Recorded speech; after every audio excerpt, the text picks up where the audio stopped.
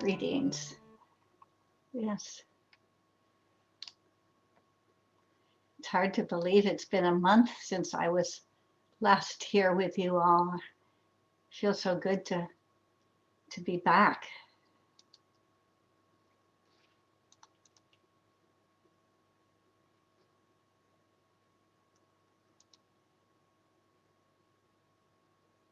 Yeah, touches my heart.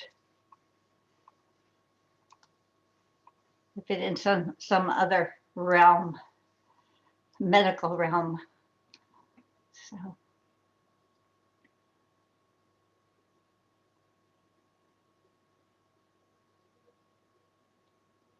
after we take a pleasurable minute to look around and sense our community today,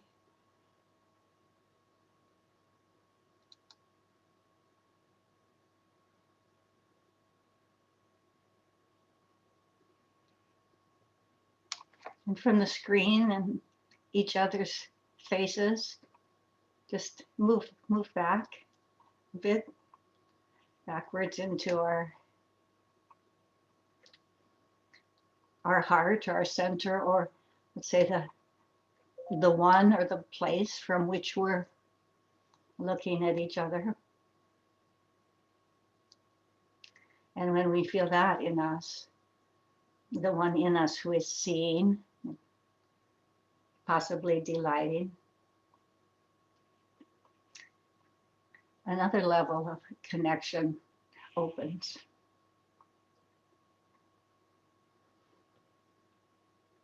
The one meeting the one.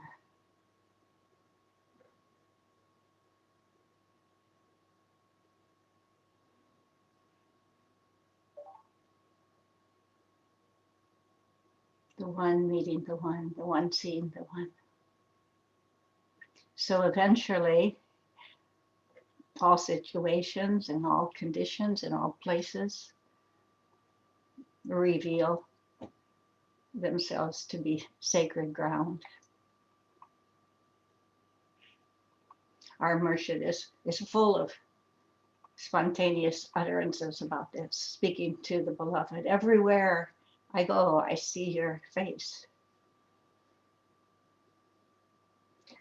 But shall we say, meanwhile,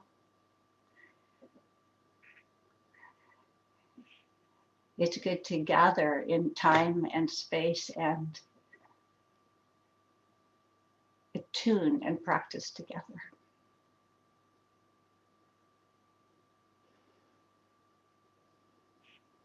You know why we're here.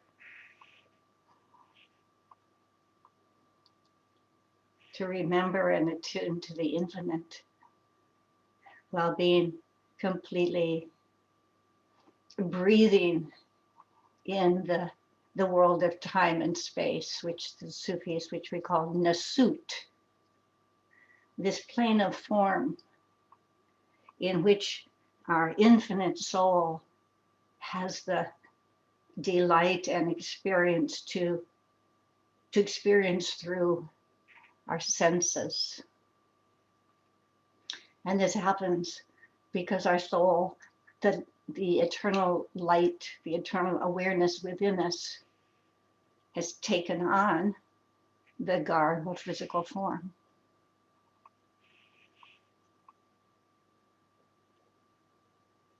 And as so many traditions remind us, this brings a sense of forgetfulness of our origin, almost sounds too far away. But our origin is completely here present, the very source of each breath.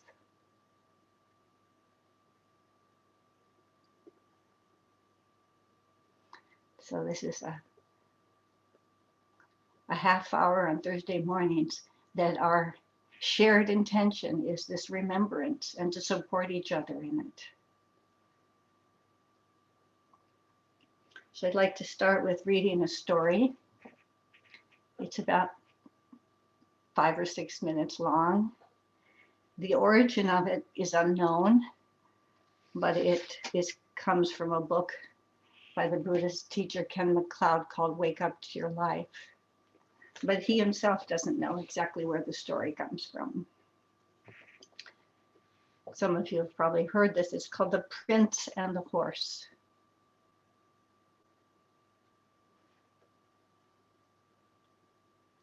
In a faraway country, now lost in the midst of time, there lived an old king and queen. Their son, a young prince, though proficient in matters of war and clever enough in the affairs of the state, showed little interest in the responsibilities that would one day come his way. As the king was old and his health failing, the queen was increasingly worried about her son and the way he conducted his life. Not knowing what to do, she visited a sorcerer and explained her concerns. The sorcerer listened in silence and then said, "What does he like most of all?" "Horses," said the queen. "He's passionate about horses. They're really all he cares about." "Well, that will do," said the magician, and he told the queen to walk in the palace garden the following afternoon. The next day after lunch, the queen asked the prince and the court retinue to stroll with her in the palace gardens. Just outside the palace gates at the end of the garden stood a beautiful white horse. An old man held the reins. The prince ran to the horse and examined it for a moment and turned to the old man. "I have to have this horse," he said. "It's magnificent. How much do you want?" The old man bowed and said, "Not so fast. You're a prince. I wouldn't be foolish enough to sell you this without you riding it. Mount up, and when you come back, we can discuss the price." The prince needed no urging. He quickly mounted the horse. The moment he was in the saddle, the horse began to gallop faster and faster, racing through town, into surrounding farmlands, over the hills and passes, and into the next kingdom. Into regions the prince didn't know. Finally, as the sun began to set, the horse slowed to a walk and stopped in the middle of a deep forest. The prince looked around. He had no idea where he was. He dismounted and led the horse along the path. Evening was coming, and the prince was a little worried, but he saw a light in the distance, and he went toward it and found a small cottage and knocked, and a beautiful young woman opened it, and he explained that he had never heard of this kingdom. He didn't know where he was, and since night had fallen, she invited him in and introduced her to her father, who was a woodcutter. The prince stayed the night and set out the next morning to find his way home. He traveled as far as he could and asked everybody about his home kingdom, but no one knew anything about it or where to find it.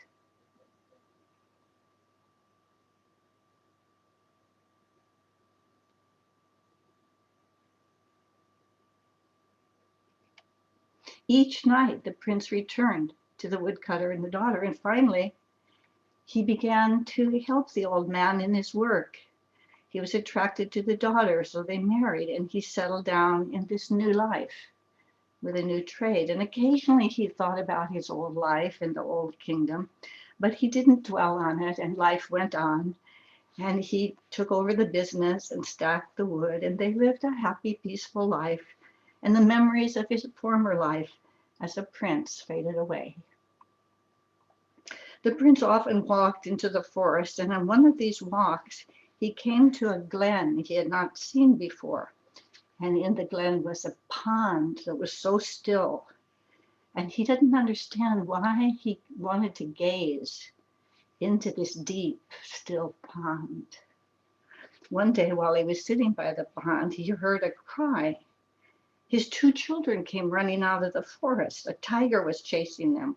He'd never seen a tiger in the forest before. The prince jumped up to protect his children, but before he could do anything, his children ran into the pond and disappeared. The tiger jumped in and disappeared as well. The wife came running, ran in after them. She too disappeared. The old man came hobbling along and following the others, disappeared into the water. At that moment, the prince's horse galloped up and leaped into the center of the pond and disappeared. The waters of the pond became still and clear again, but no traces of its family or horse or tiger could be seen. The prince was dumbfounded. What had happened in the space of 2 minutes? Everything in his life had vanished.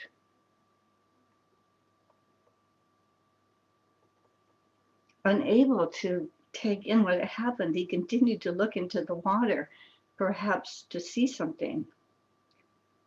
When the shock of his loss finally hit him, he fell to the ground, his body shaking with sobs, and he cried and cried, and then he felt a hand softly on his shoulder. The prince looked up. Above him were the eyes of his mother, the queen, and around him were the concerned faces of the court retainers and the palace gardens and the horse standing quietly. The queen was relieved. She told him that as soon as he had touched the horse, he'd fallen to the ground and had been lying there in a trance for 2 or 3 minutes. No, said the prince, no, not 2 or 3 minutes. I had a family, a trade, people I loved, a wife, children. I had things that mattered to me. I lived my whole life. It wasn't 2 or 3 minutes. That's not possible. Dazed and bewildered, he stood and walked away. The old man bowed to the queen and took the horse and left. The prince was profoundly moved by this mystery, and his attitude changed. His heart opened to every moment of his life.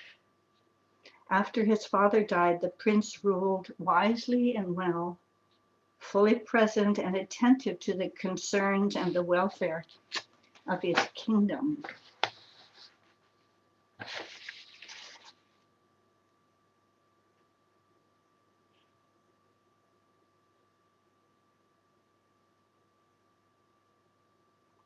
Let's just, whatever comes up in age, feeling, reaction. Maybe this story means something, maybe it touches, maybe it doesn't.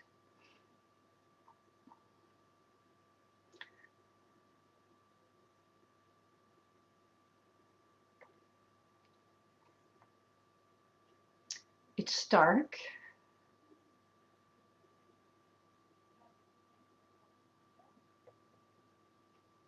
Harsh, perhaps.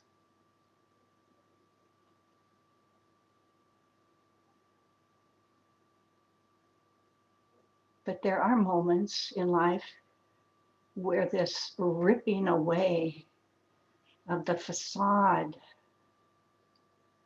of the business as usual life that we live, which is often termed being asleep, is like ripped off. And there's a fresh, possibly empty, mysterious gap that we sense for a moment. Who was it? The Palestinian poet Naomi Nye, in her poem Kindness, says in one of the lines in her poem, she says, how you ride and ride, thinking the bus will never stop. The passengers eating maize and chicken will stare out the window forever.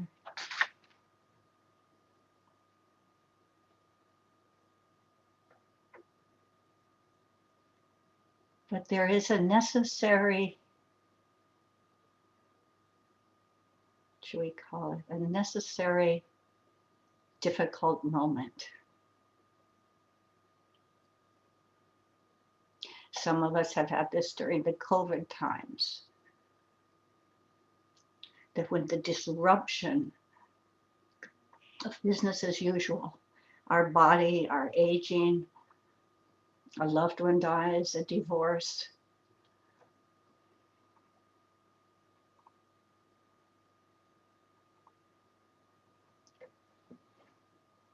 watching TV and the trial of George Floyd and seeing what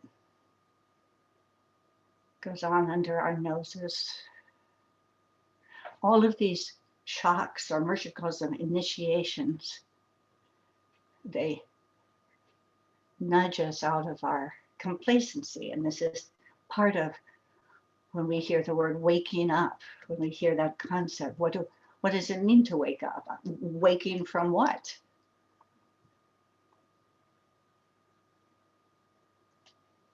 From the Sufi perspective, the soul, and it isn't an abstraction, the soul as if it exists hanging out here as a something, but no, that in us right now, which is hearing, seeing, knowing ourselves to be alive, this soul. Let's take a moment. Some part of me in this moment is experiencing this, and there's a recognition of being here, having this experience, listening.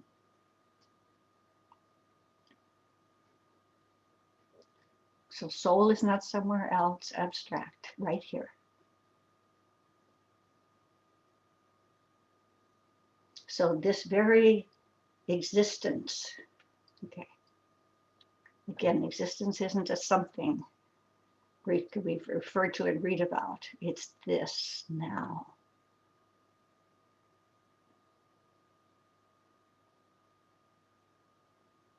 So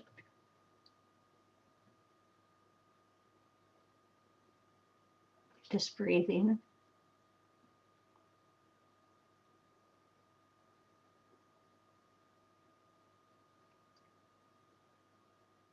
this thinking, this feeling,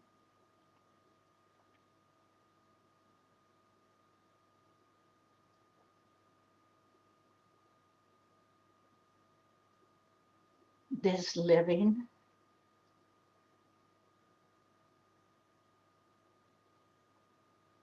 this livingness.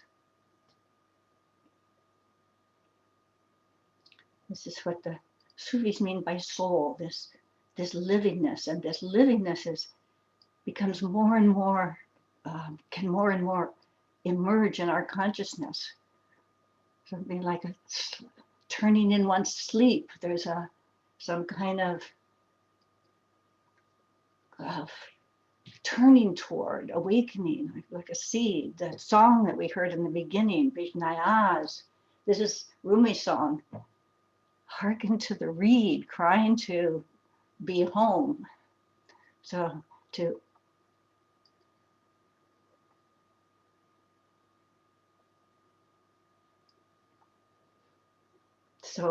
this eternal being that we are,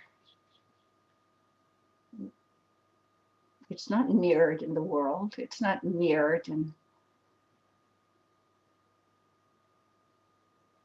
most conversations, most pursuits.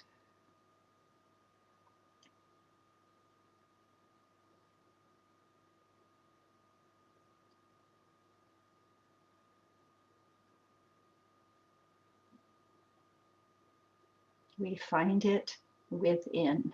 We find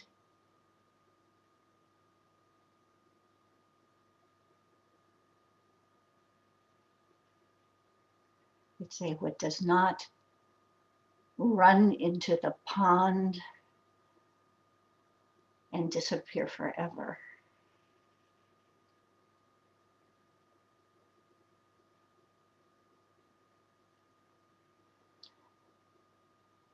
When we feel our life and our livingness, and we see how it is developed, this self that I am has developed through time,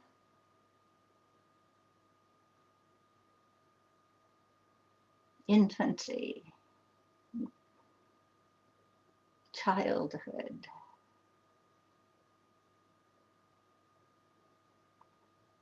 adult,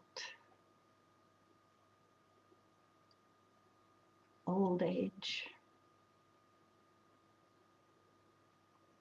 That form, those forms that we are, the different bodies we are throughout life, the thoughts, the personality, all that begins, is born, is dies, all goes into that endless pond of deep, infinite, absolute silence.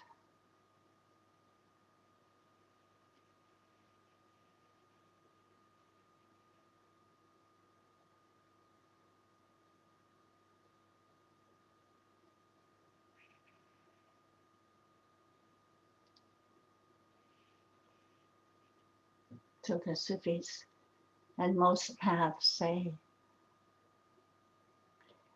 in this world of form, where everything has a birth and a death, something else is possible.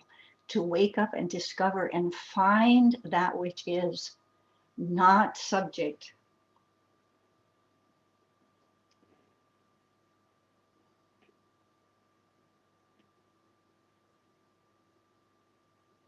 You could say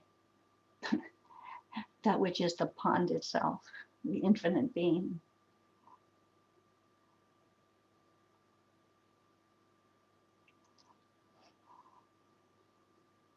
That part of me which is nothing but infinite being. I am that vastness. And that's what we're asleep to. That's what we're unaware of. So we have practices and meditations that support this awakening to that part of ourself which is deathless. And we can do that for a few minutes right now. You just do a short time out of time and space. Our brain is wired for time and space. But as you know from our teaching, we have a vertical element and part of ourself and a horizontal. So we have a part of ourself that is completely a time being, this wonderful, unique person that we are. And we have a aspect of ourself which is completely timeless. So let's take a moment right now and see if we can find that timeless, get a whiff of that timeless aspect of ourself. What usually covers it, camouflages it, hides it is kind of our part of our brain operation, which is wired for past and future. So in this meditation, we're not saying there's no such thing as past and future. In the world of time, that is part of the matrix. But in the part of ourself that is timeless, we want to be able to like dismantle or kind of escape from that particular setup of past and future. So let's just do that for a few minutes now.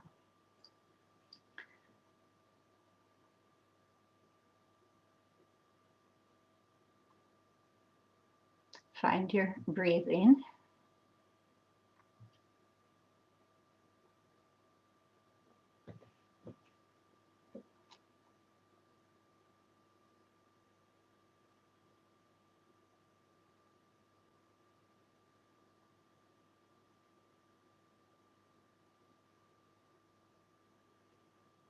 And then as you start to be aware of breathing, see if you can kind of be with each breath, say all the way to the end of the exhale. And notice the end of the exhale, and there's a gap, and then I'm going to see the start or the beginning of inhalation. And without strain, don't try and make your breath any certain way. It can be short or long or deep. You're just following it.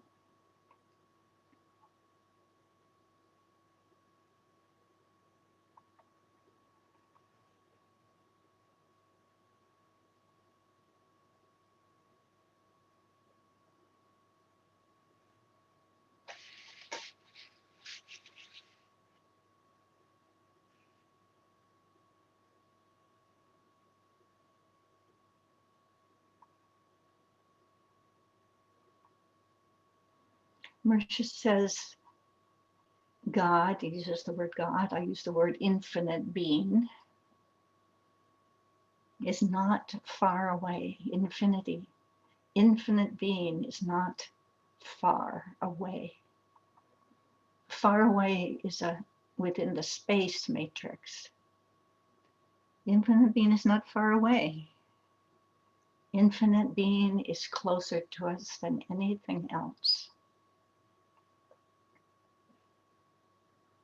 Right here, when we just slightly modify our change in our point of view. So for a moment, let's, quote, think up things from our, what we call the past. Yesterday, 2 weeks ago, before COVID, when I was still married, the house I grew up in.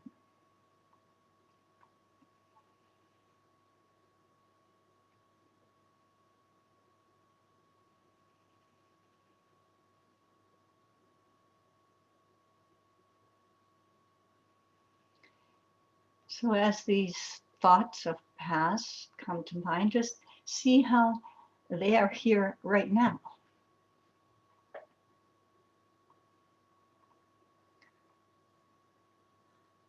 Our presence in this moment is now, breathing, sensing, witnessing. Our presence in this moment is not in that junior high school. It's an impression that is here now in our direct presence. So in a sense, we could say it's gone, but it is more accurately, that past is here in a dreamlike way. It's like our dream. When we wake up, we think we've woken up for a dream into some kind of hardcore reality. And a dream is dreamlike, but now we see our past is dreamlike.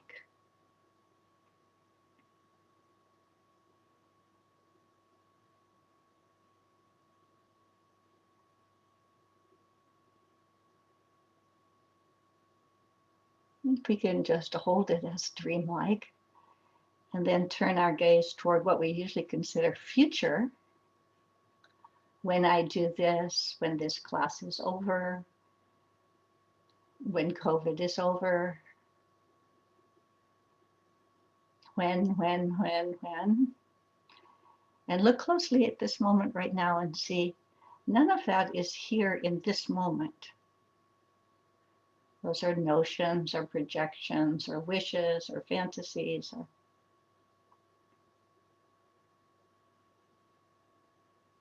What is here more is possibility, openness, not yet written.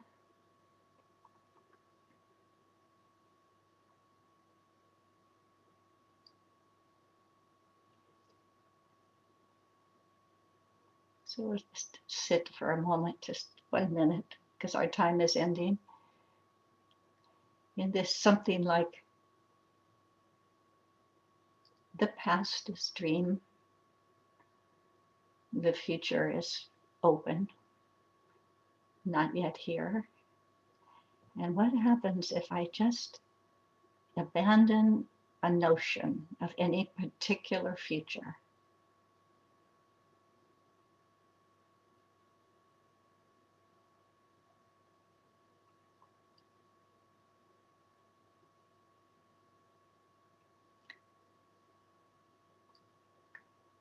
So we end with this question: what is it like from our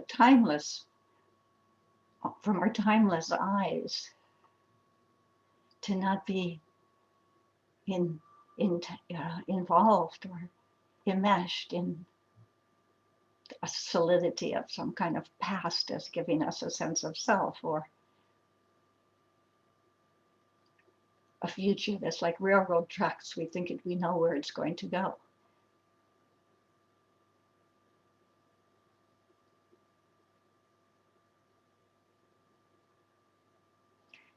And so that opens a little crack, a little portal, the beginning to directly apprehend our timeless self, our soul self.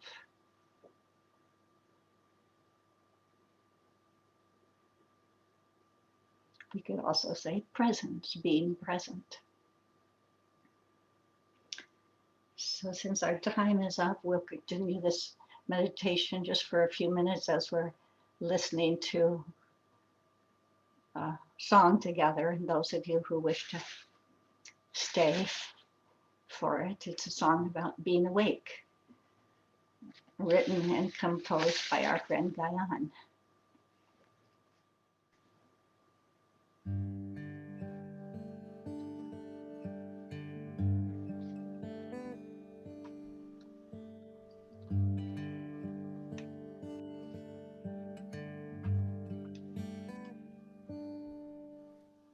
Who will listen to the rain? Who will rise to greet the dawn? Who will touch my waking skin? Taste the snowflakes on your tongue. Who will sanctify life's pain? Who'll redeem the heartless storm? Who walks slowly with the lame and love us when we're not young? Stay awake with me, stay awake with me. I need your eyes to see. Patiently, faithfully, will you stay awake with me?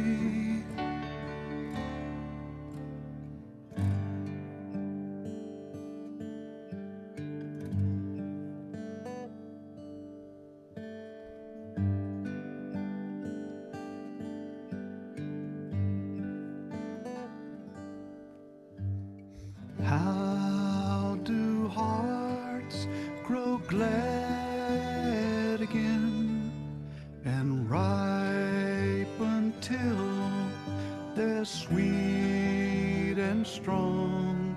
How do hearts forget their clever skin and stand here with nothing on?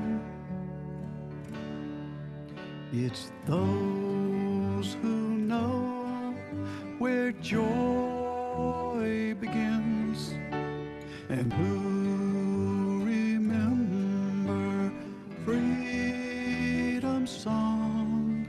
It's those who stand in this cold wind with the face of perfect calm.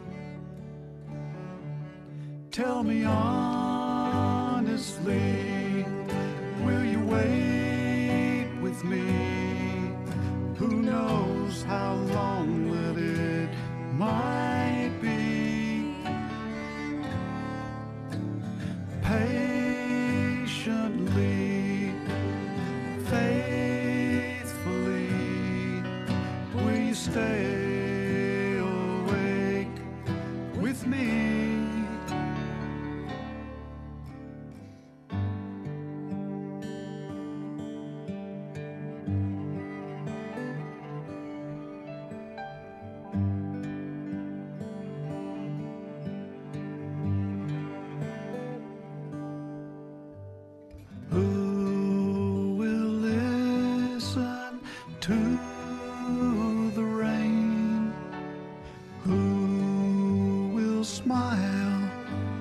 springtime comes, who will sit in the darkest night and know the midnight sun? Stay awake with me, stay awake with me. I need your eyes to see. Patiently, faithfully, will you stay awake with me? Stay awake with me, stay awake with me.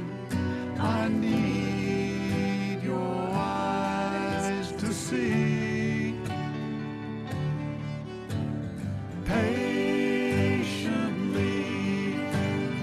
faithfully, will you stay awake with me? Will you stay awake with me? Will you stay awake with me?